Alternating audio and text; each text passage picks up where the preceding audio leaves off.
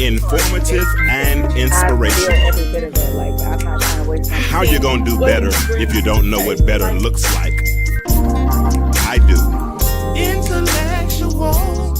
Come on, let's talk about it with me, the Mind Massager.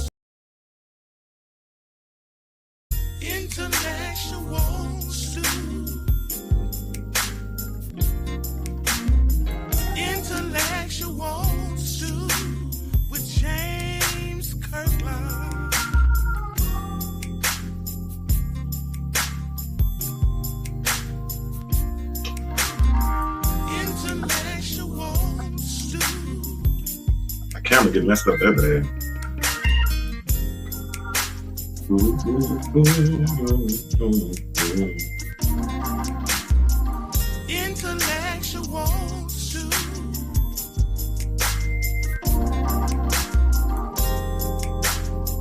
You know what I want.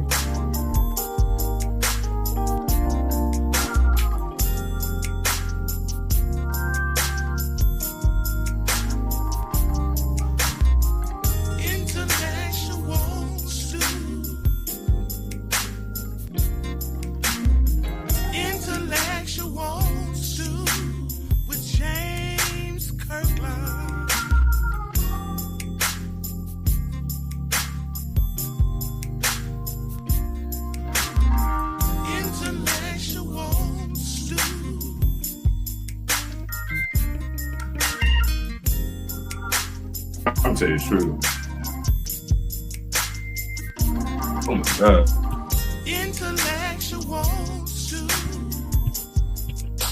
There we go. Man, I'm having all kind of problems. Let's just go and get this thing started.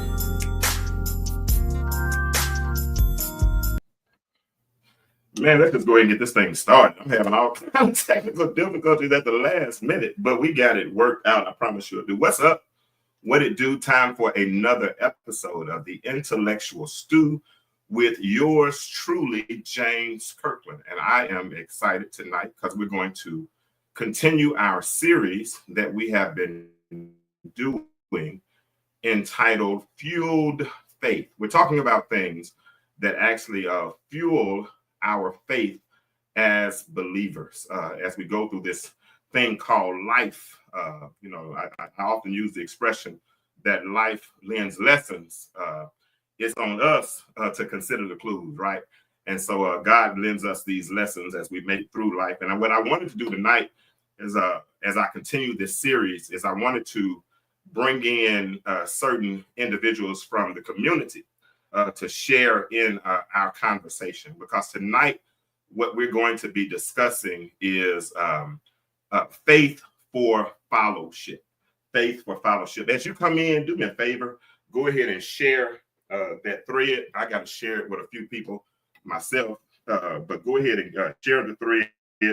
Let people know that we're on, and I'm going to go ahead and bring my guest in now so we can get the conversation started. Hopefully this internet won't act a fool. I don't know, just a minute ago, it just clicked off for some reason. I have no clue. But let me bring him in. Pastor Stowers. Hey, my brother. Good to see you, man. Good to hear you. Are you there? Yeah. Can you hear me? Man, I can hear you well, man. I appreciate you for consenting to come on and have this discussion with us tonight. I'm trying to share it in a couple of groups. I hope you're doing the same. If you're in the audience, do me a favor. Don't be rude. Come in, speak, say hello.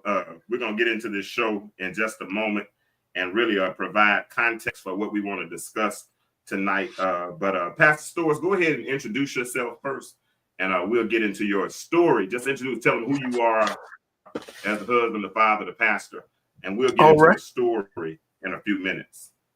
All right. Once again, my brother, thank you for this opportunity to come on your platform. Clarence Edward Stowers Jr., son of Clarence Edward Stowers Sr., and currently I serve as pastor of Mars Hill Baptist Church of Chicago. We're a hybrid church known as Mars Hill Anywhere. We fully believe in a physical presence as well as a digital presence.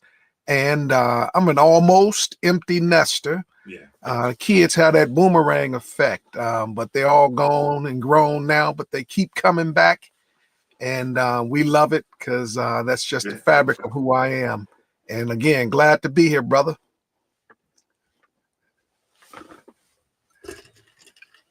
Man, I am glad to have you. Now, let me tell you, I told you a little bit a few minutes ago, but let me, like I said, I don't know what this internet's doing. I promise I checked the internet speed before the show and it was all good. But the enemy might not want us to get out, but you devil, you a liar. Oh, yeah, they can hear us. That's all that matters. I don't know how that goes. But anyway, let's, that's all my, hey, Zelda. All right, so listen, let me tell you, this, Doc, this is where I'm at, man. I think we're in a very interesting dispensation in history. When the church is made a mockery, you know what I'm saying? They have all kind of misnomers about the church, things, have a really bad rap, right? And I put a post up the other day, and I stole this from Timothy Hood. So if he's listening, I stole it from you, Hood. Hood said, we got more people who are concerned about hermeneutics and homiletics, but they're not concerned about apologetics. And what that means is we've become such great preachers, but we can't defend the faith. And we don't teach our people how to defend the faith, right? So I think, Pastor Stowers, that in this day in history, in this day and age, that as we represent Christ, we have to be ready to represent Christ.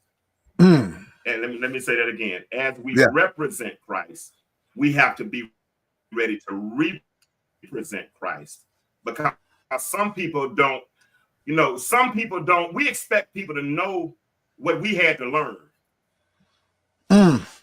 Does that make sense? Absolutely. And so since we don't go back and touch those foundational principles, some people never get them. So they go through life grasping for something that sounds like truth, right? That's why Paul said, there will become a time where we wouldn't be able to endure sound day in history. So I think as believers, there's a remnant of us that's going to have to really go back and break down the basics. We're going to have to get like David and lay down with the sheep and make sure that, you know what, man, and I watch you. You're an awesome father. I see your son doing his thing. I see what you're doing with your children, but I know as a father, we want our children to get it wrong in the house. You know what I'm saying? Yeah. Because if you get it wrong in the house, you can correct it.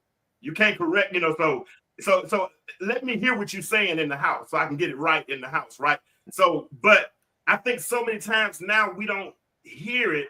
So when they go out and represent it, they're misrepresenting it, and then the church gets a bad rap. Absolutely. Well, you hit right on. You on the delay? Can you hear me now? I can hear you well. Go ahead. Okay. I just wanted to make sure. I hear you. Okay, you presented it in a very concise way. You took a very complex subject that touches on, theological, sociological rearings, and I think it all really boils back down to discipleship. The interesting thing about Jesus's strategy in all of this, and I'm glad you brought up get it wrong at home, because clearly the disciples did that. Jesus's strategy is totally different than our strategy. You hear the buzzword leadership a lot. Oh, Lord. In the church, leadership development, leadership planning. You hear a lot of those terms thrown around from the secular world, which is good. Some of the principles, which are good. But one of the strangest, but yet profound ways that Jesus worked is that he didn't pick leaders up front. Just because someone may have been a great marketplace person or a great scribe or a great lawyer, whomever, people may not realize, back to that apologetics piece, that Jesus didn't select his disciples who would become the leaders of the church until 2.5 years into his ministry, because he knew something that we know. He knew that it takes time to see ministry develop. He wanted them to see him model what he does. And then in addition to that, to practice it. And then, of course, make mid-course corrections before he send them out. And we have what we see in Acts chapter 2, that entire experience. So I agree 100%. We're tight on our hermeneutics and homiletics. But when it comes to really dissecting and understanding where we are today, we kind of get lost in that mirage of busyness and blending in things that may not necessarily fit.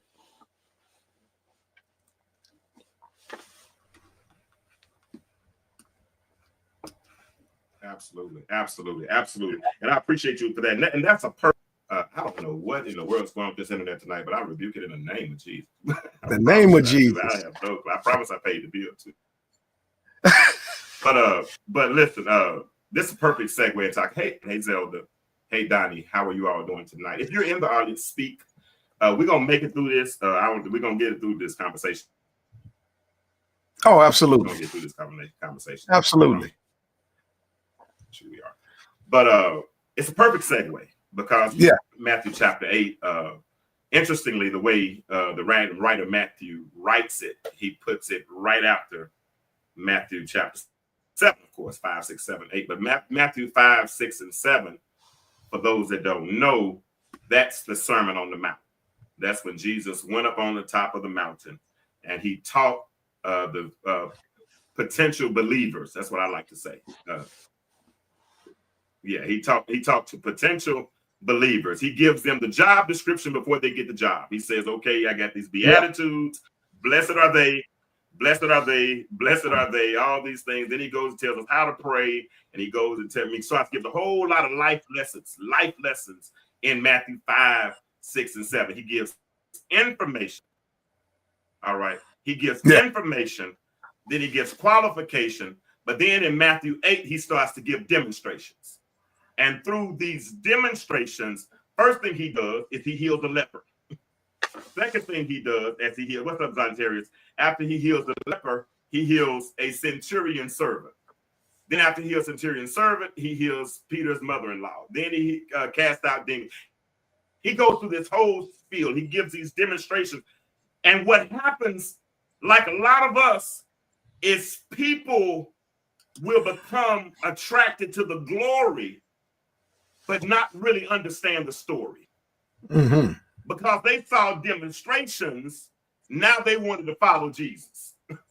And see, Jesus said, you know what, hold up, and let's pause on that leper situation, because the leper in the text, contextually, lepers were what? Considered to be cast-offs. Unclean. Yeah. And they had, and in order for them to be declared clean, it had to be done by the priest, right? So, but this leper comes to Jesus and says, sir, that I might be made clean. Jesus says, go show yourself to the priest and you're clean. So now, a lot of us in our society, and this is just a hermeneutic right here for those that might be listening, a lot of us have declared a lot of people unclean. And we have declared certain people to be untouchable, right? You know, and because we have the power to put our mouths on people or to say certain things about people or put this reputation on people and all these types of things. And Jesus said, no, you go show yourself. That's just a whole different stuff. I'm sorry, I wasn't even supposed to go there. But Jesus comes down, he touches the leper, he cleanses the leper. He touches Peter's mother-in-law. When it comes to the centurion servant, he didn't even go in the house. Because, you know, the centurion said, what, Lord, I'm not even worthy that you should enter in my house. But if you could just say in a word, and Jesus said, I haven't seen a faith so great in all of Israel, right? Yeah. Because he's saying that just if I don't have to touch him, I don't have to lay hands, I don't have to put any oil on him. If I just say a word, then his servant would be healed. And Jesus said, you know, be it unto you, your faith. And so When people see all of these good things going on, because people are only attracted to the glitz and the glamour, because, you know, a lot of, watch this now, I'm gonna say this, I don't care if I get in trouble. A lot of mega churches didn't grow, they just swelled. Mm-hmm. Mm-hmm. Mm-hmm. You know you have to unpack Does that. that make sense? You know you have to unpack that. A lot of mega churches didn't grow. Oh God, okay, because what happens is people see the choir, they see the building, they see the lights, they see, watch this now, we talked about this in the past, they see the symptoms of success, so they want to go and hang around people that look successful. So church wasn't really growing, it just looked like the place to be. I saw proximity. And watch this, not only proximity, but also perceived power. Because see, listen, if you're making enough money, you can pay the power bill and you can make the light shine as light as you want it to shine. Yeah. Absolutely. Absolutely. I'm sorry, y'all. I wish this internet would act. I wish this internet would act right tonight. Yeah, I wish this internet would act right tonight. Oh my God. If you can pay the power bill, you can make the light shine as bright as you want it to shine. Yeah. Yeah. The most important thing, my brother. That's what happened when the young scribe saw Jesus. Yeah. After he saw Jesus perform, he saw Jesus. I'm taking it up. And do you see what I'm saying? Yeah, absolutely. I'm glad you brought up. Stop it, internet. So the best thing is that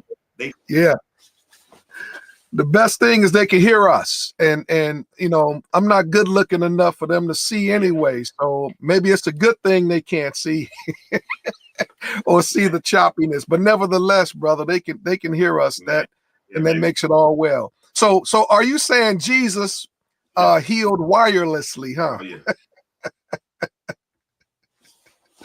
When he just spoke that word of faith. And you know what? I ain't saying how Jesus healed. I'm just saying he healed. Right. You know what I'm saying? Yeah. You know, he can come down Main Street.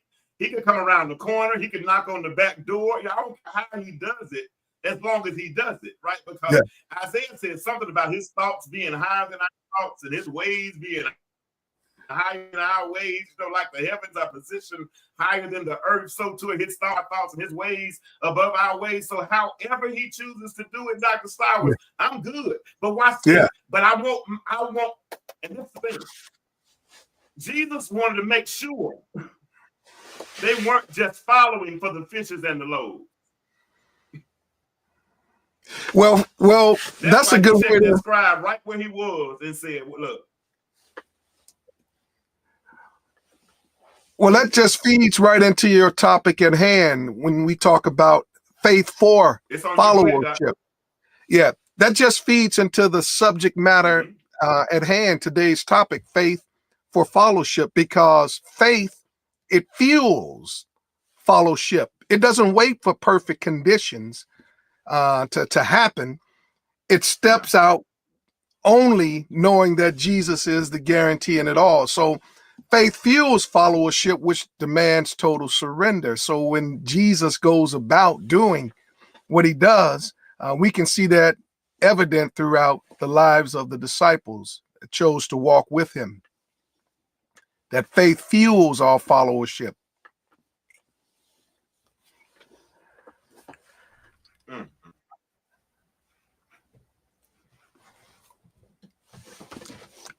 Did I lose you, brother?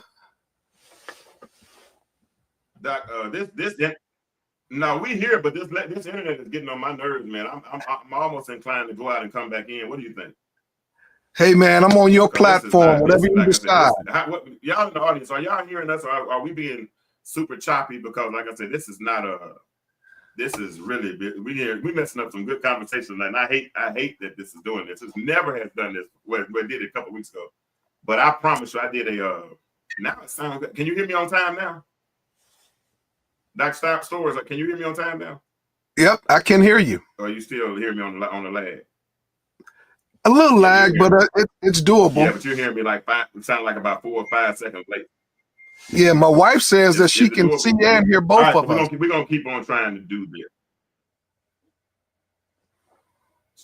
She said okay. So Zelda said I'm choppy, but he is not.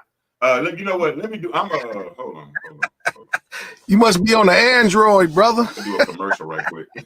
Oh, man, hey, I rebuke you. I rebuke you in Jesus' holy name. Don't.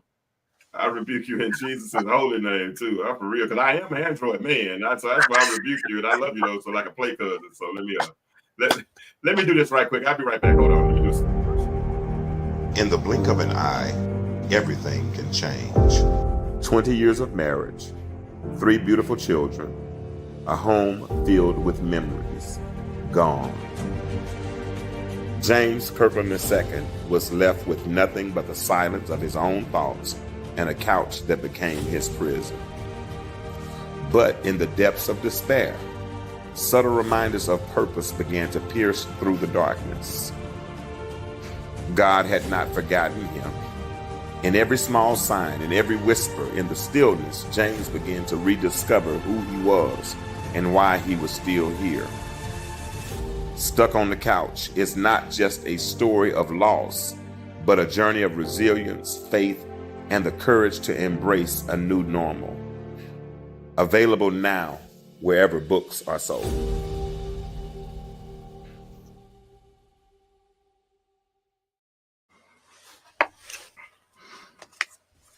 Looking good, brother. It reset itself. Whatever. Man, I'm working on it. I'm trying. I got a few things working, man. I got a few irons in the fire that we're working on. So all right. Listen, we're doing our best. Yeah, we're doing our best. So y'all continue to share this conversation. We're going to get into the meat of the matter. Because I want y'all to see this. Jesus gives information and qualifications, does these demonstrations. Somebody sees a demonstration. Lord, I want to follow you. See the pattern. Information, qualifications, demonstration. Lord, I want to follow you. All right, well, information, qualifications, demonstration, pseudo celebration, because he wants to follow Jesus, not because of who Jesus is, but because of what Jesus has done. So Jesus says, okay, let's check it out. If you are going to follow me, I need you to get I need you to get the whole message. Here it is. Foxes have holes. Yeah. Birds have nests. But the Son of Man has nowhere to lay his head. So if you're going to follow me, because I think we put a pseudo picture of what Christianity is all about. And that's what messed us up. Because we didn't get substance. We got symptoms, but we didn't get substance. Mm. And through you, Pastor Stewart, provide some substance instead of just symptoms. Does that make sense? Absolutely.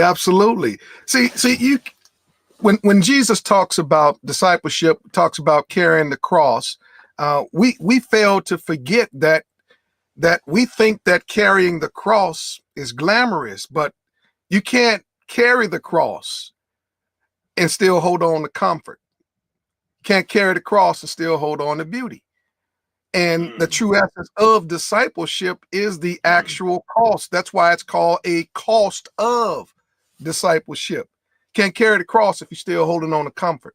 And most people are not willing to give up that comfort.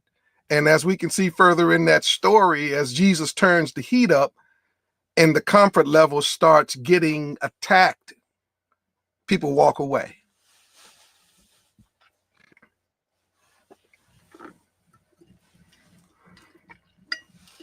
What do you think about that? Yeah, absolutely. So let me ask you something. Where did your faith come from? That's when you got on this faith journey. And that's why I'm asking you, where did your faith come from? What was the foundation that led you to following Christ? Well, first and foremost, faith began by seeing it modeled which I believe is a missing aspect of discipleship. I saw it modeled in my father. I saw it modeled in my mother. And I saw where there were adverse conditions that would cause anyone to walk away, anyone to give up, anyone to throw in the towel. But I saw them persevere and see it through regardless. And I saw them continue to move forward when there was no tangible evidence that things would get better. So seeing it modeled intuitively planted a seed in me. I didn't know then, but it planted a seed in me. And then years down the road. So as I graduated from mama and daddy's prayers, and then I had to begin praying for myself, then I had to enact that level of faith that was planted from what I saw modeled. So what ended up happening is after seeing it modeled and then going through life experiences, I'm faced with a question. What do you do when there is no tangible evidence that things would get better? No concrete evidence. That activate my faith, which was planted from what I saw modeled, and then it still fuels it today. Wow. So your faith came as if those that heard us, because like I said, this is crazy. But he said his faith was modeled in his home. And so let me ask, so give us an example. So you said when you came into situations that you had to persevere. In those moments where you had to persevere, how did you, what process did you use as far as what did leaning on faith look like in that moment? What did leaning on faith look like in moments where you persevered? Well, I can give you the most recent story. When we right when COVID hit January of 2020. We just didn't know what it was yet. And at that time, our church was pursuing a parallel track of, do we stay in this 112-year-old building and completely renovate it, or do we sell? So we had several church meetings. And from those church meetings, we came up with the dual track plan. We'll pursue both paths, not knowing that COVID was going to hit. So COVID hits, and I'm living in a state where we went into shutdown. There was no church services, all of the above. So we're trying to figure out, okay, what's the next move? So fast forward, we get an offer on our building, and we sell it. And so now comes the point of transitioning. So what do you do when there is no tangible evidence that things are going to get better? You activate faith. How so?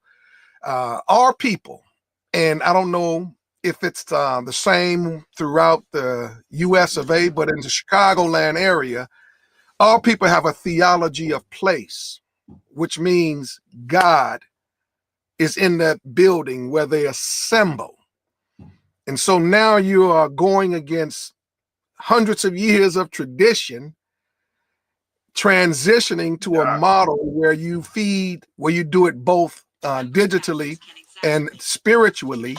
And so now, only thing I need is faith. Only thing I can have is faith in order to transition our congregation from being a church that just meets in a building to trying to spread the word globally through online as well as in person.